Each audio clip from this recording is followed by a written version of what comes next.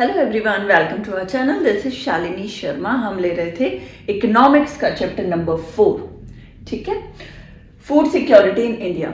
अब देखिए इसमें क्या होता है, पब्लिक डिस्ट्रीब्यूशन सिस्टम। अब जो पब्लिकली जो हम डिस्ट्रीब्यूट कर रहे हैं ग्रेन्स को, क्रॉप्स को ग्रीन रेवोल्यूशन में, अब वो डिस्ट्रीब्यूट तो कर रहे हैं मगर इसका सिस्टम कैसे चल रहा है ये देख लेते हैं। बंगाल फैमिन हुआ 1940 में, मैंने बताया बहुत लाखों लोग मरे, भुखमरी से बहुत सारे लोग मरे। तो क्या हुआ, before green revolution acute shortage 1960 में हमने क्या देखा, इसके बाद की बात है जब मैंने बताया ना अमेरिका से खाना लेना पड़ा था, वहां से फूड आता था, वहां से ग्रेन्स आती थी, तब हमने एक्यूट शॉर्टेज देखा था।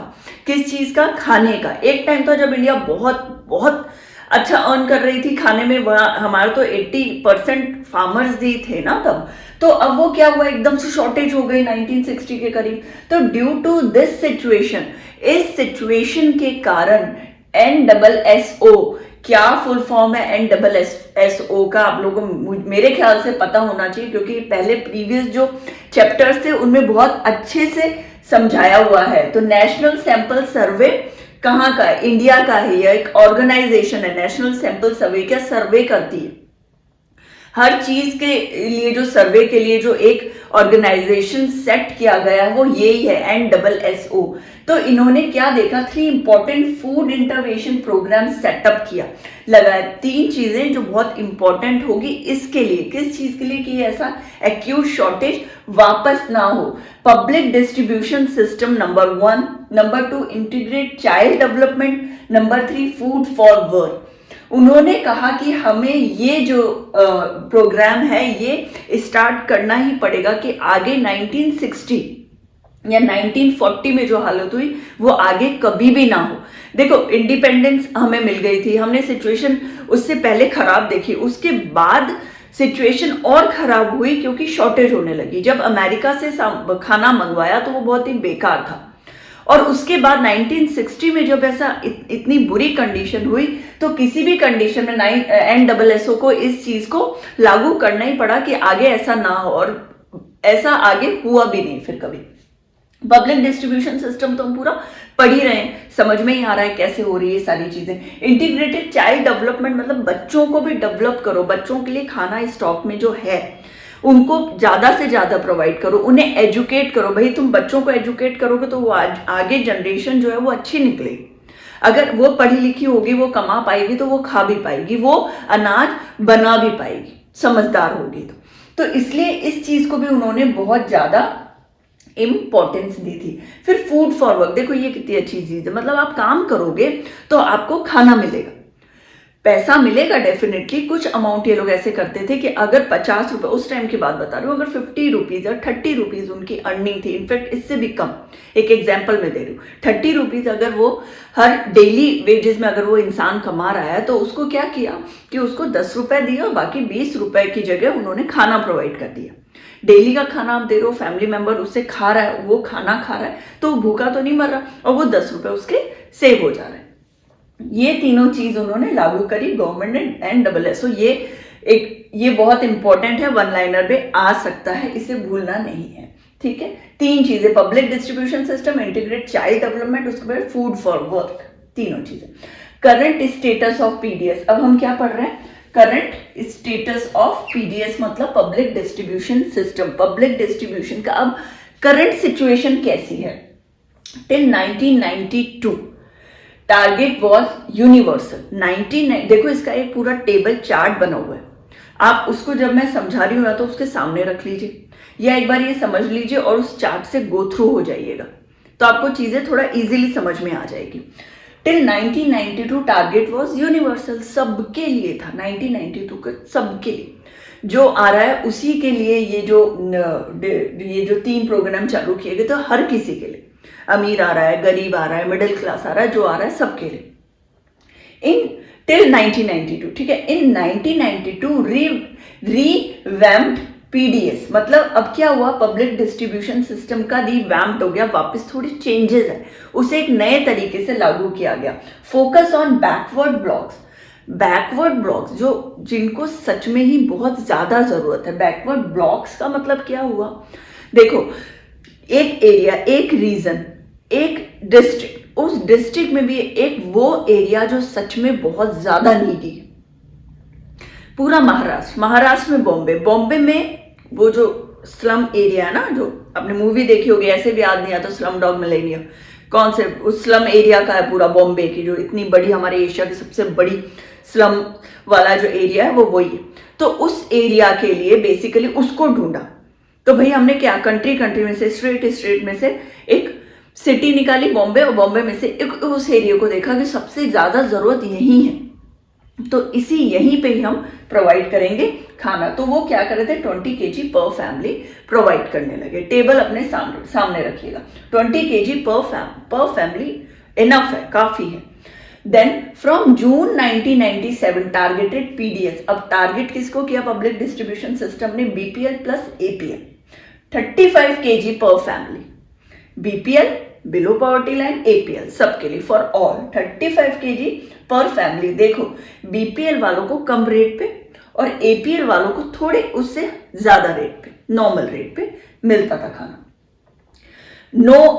न्यू स्कीम्स चालू करी, जैसे एंटीयोदय, हाँ एंटीयोदय अन्न योजना, और ये किसके लिए थी, बिल्कुल पुअरेस्ट लोगों के लिए, बिल्कुल गरीब जो लोग थे उनके लिए, उनको 10 kg फ्री अनाज मिलता था, फ्री 10 kg फ्री। तो काफी है उन लोगों के लिए, जो को बिल्कुल भी कुछ भी नहीं मिल रहा उनके लिए तो 10 kg बहुत है फैमिली को चलाने के लिए। अन्नपूर्णा अन्न योजना सीनियर सिटीजन के लिए था, उनको लो प्राइस में मिलता था, फ्री नहीं मिलता था, लो प्राइस में वो प्रोवाइड कर देते थे, ठीक है।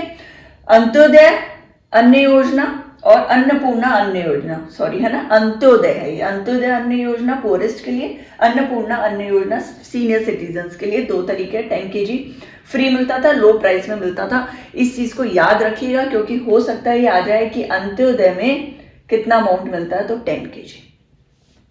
अन्नपूर्णा में किस बेस पे देते हैं, तो लो प्राइस पे, किसके लिए, ये पुअरेस्ट, बिल्कुल गरीब लोगों के लिए, ये सीनियर सिटीजन्स के लिए, ठीक।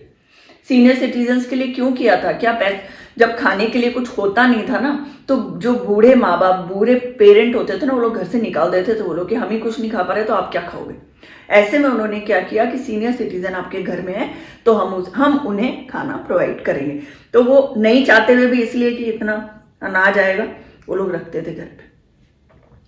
एडवांटेज ऑफ पीडीएस, अब बताओ पीडीएस का एडवांटेज क्या हुआ, पूरा चैप्टर पढ़ लिया, अब इसमें क्या एडवांटेज है, इतना कुछ सीखा हमने, इतना कुछ सुना हमने, इतना कुछ लिखा हमने, इसके एडवांटेज क्या हुए, क्या फायदा हुआ। ये हुआ कि अफोर्डेबल प्राइस, फिक्स रेट, भाई कभी ऐसा नहीं हो रहा फ्लक्चुएट हो रहा है रेट, या उस गरीब को ये डर नहीं है कि शायद ये राशन शॉप वाला जो है, फेयर प्राइस शॉप है, वो मुझे 2 रुपए में ज्यादा दे रही है, शायद मैं आगे वाली शॉप में 10 कदम आगे चलूं तो शायद हो सकता है उस शॉप में मुझे कम मिले। नहीं, गवर्नमेंट ने फिक्स कर दिया था, इसी रेट पे आप दोगे, वेदर आप इस वाली शॉप पे बैठो या वेदर आप उस वाली शॉप पे बैठो, फिक्स रेट होगा।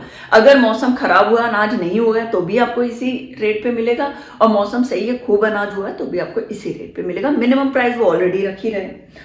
Supply food from surplus region to deficient one, मतलब बिल्कुल जैसे पंजाब हरियाणा में खूब हो रही है, खूब क्रॉप्स हो रहे हैं, वहां से भाई आप इकट्ठा करके रख रहे हो तो वो एक टाइम पे खराब होने लगेगा। इतनी तो वहां पे सिटीजन नहीं है ना कि वो उसको इतना खा ले, बचेगा ही बचेगा अनाज। तो जब वो बचता है तो उसको क्या कर रहे हैं वो लोग, सप्लाई कर रहे हैं ऐसी जगह पे, जैसे हमने पढ़ा उड़ीसा, नहीं हो रहा वहां कल्टीवेशन, नहीं है वहां एनवायरमेंट, नहीं मिल रही ऐसी फैसिलिटी, तो उड़ीसा वालों को दे दिया, उन लोगों को दे दिया, वो लोग यूज कर पाएंगे। फिर इनकम सिक्योरिटी हो गई, पैसा सिक्योर हो गया उस फार्मर के लिए भी, क्यों, क्योंकि गवर्नमेंट उससे खरीद रही है, सही प्राइस पे खरीद रही है, उसे ये डर नहीं है कि मेरे को कम प्राइस में शायद इस बार अनाज कम प्राइस में बेचना पड़ेगा, शायद वो सिटी या वो स्टेट बहुत ज्यादा अनाज देगा इतने प्राइस में, तो मुझे तो बहुत कम में देना पड़ेगा, या मेरे पास तो बेचने के लिए कुछ भी नहीं होगा, या मेरे से कौन खरीदेगा, ये कोई डर नहीं था। उसको सिक्योरिटी हो गई थी कि उसको मिल रहा है अनाज, गवर्नमेंट खरीदेगी। दूसरी चीज, अब वो खुद तो गवर्नमेंट बैठेगी नहीं शॉप्स में, इस पूरे प्रोसीजर के लिए डे 1 से लेके उसे सेल करने तक का उस कि कितने लोग, कितने सारे एम्प्लॉयमेंट्स उनको देने पड़े होंगे, कितने लोगों को एम्प्लॉयमेंट देने पड़े होंगे, क्योंकि वहां से लेके यहाँ तक ट्रांसपोर्टेशन हो गया, सेलिंग का काम हो गया, उसका अकाउंट्स का काम हो गया, अब वो जो राशन शॉप पे बैठेगा उसके लिए कितने सारे उन्हें जॉब देनी पड़ी, गवर्नमेंट जॉब, तो वो भी अच्छा हो गया, इनकम की सिक्योरिटी भी हो गई। बट इतना कुछ हो तो गया, मगर काफी चैलेंजेस भी आए होंगे। ऐसा तो हो ही नहीं सकता कि चीजें स्मूथली चलती रहें, कहीं ना कहीं कोई ना कोई चैलेंज तो आता ही है। तो क्या आया, चैलेंजेस क्या था पब्लिक डिस्ट्रीब्यूशन सिस्टम का? सब नंबर 1, इंटेंस हंगर। बहुत ज्यादा, मतलब इतने लोग थे जो भूखे थे, उन तक पहुंचना बहुत बड़ी बात थी। हर एक तक पहुंचना कि कोई भूखा ना रह जाए, ये जानना। देखो आपको एक बात बताऊं, पूरे घर में अगर आप 10 जॉइंट फैमिली में हो, आपके घर में 10 या 12 लोग हैं, तो एक अकेला इंसान उन सबको कैसे भी करके किचन में है, खाना भी बना रहा है, वो दे भी रहा है। मान लो आपकी मम्मी है, खाना बना रही है, सबको प्रोवाइड भी कर रही है खाना, मगर हो सकता है वो कहीं ना कहीं उन 10 लोगों में चूक जाए और वो भूल जाए किसी एक को खाना देना, या वो भूल जाए कि शायद उसके पसंद का ये खाना नहीं था, उसे तो कुछ और पसंद था और उसने खाना ही नहीं खाया। तो जब घर में इतने 10 लोगों में हो सकता है, तो गवर्नमेंट में, तो गवर्नमेंट वालों को तो कितनी मुश्किल होती होगी ऐसे लोगों को ढूंढना कि जो सच में स्टार्वेशन से मर रहे हैं जगह जगह। हम सोचते तो हैं गवर्नमेंट इन लोगों को खाना नहीं देती, अरे उनको ऐसे सिटीजन को ढूंढना बहुत मुश्किल हो जाता है। जो वो दिखते हैं, जो समझते हैं, उनको तो वो देख ले रहे हैं। इसीलिए मैं बार बार बोल रही हूँ, ऐसे लोगों को प्लीज गाइड करिए कि गवर्नमेंट ऐसे ऐसे स्कीम्स चालू करती है, ऐसे ऐसी, इस तरीके से आप उसका यूज में ले सकते हैं। आप भी तो गवर्नमेंट की हेल्प कर सकते हैं ना इस तरीके से।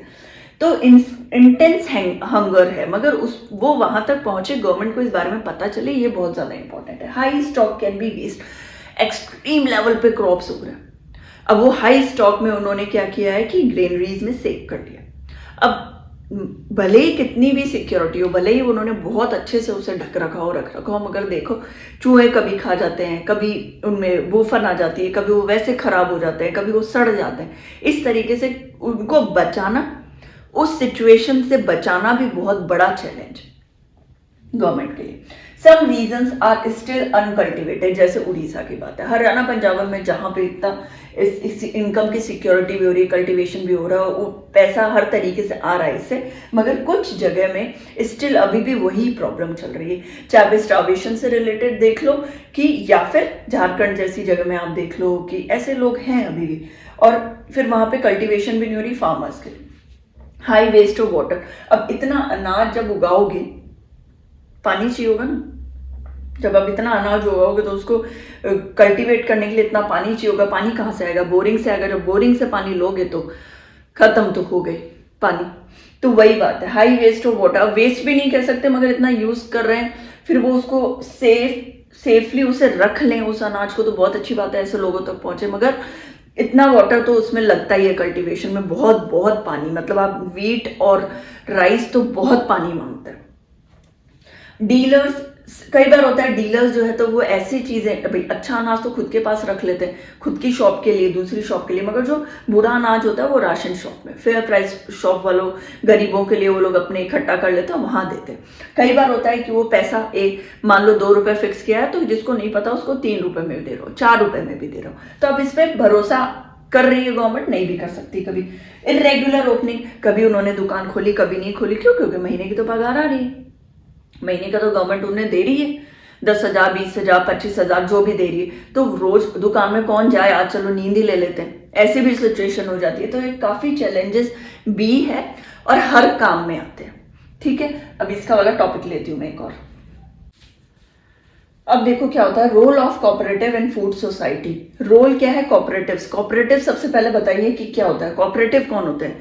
कोऑपरेटिव वो लोग होते हैं जो सिंपल सोसाइटी के ही लोग हैं, जो एक साथ इकट्ठा होके किसी के वेलफेयर के लिए काम करते हैं, किसी मतलब पब्लिक के वेलफेयर के लिए काम करते हैं, तो वो कोऑपरेटिव्स हो जाते हैं। बहुत लोग इकट्ठा हुए और कुछ कम दामों में, और जैसे अब मैं एग्जांपल दूंगी तो आपको समझ में आएगा, एक साथ काम करना, वो कोऑपरेटिव बैंक या कोऑपरेटिव सर्विसेज जो प्रोवाइड करते हैं, इकट्ठा होते हैं बहुत सारे लोग, मिनिमम प्राइस में और फ्री ऑफ कॉस्ट में वो काम करते हैं। तो role of cooperative in food security, food security में इन लोगों का भी कुछ रोल होगा डेफिनेटली। तो क्या रोल है? Setup shops to sell low price goods to poor.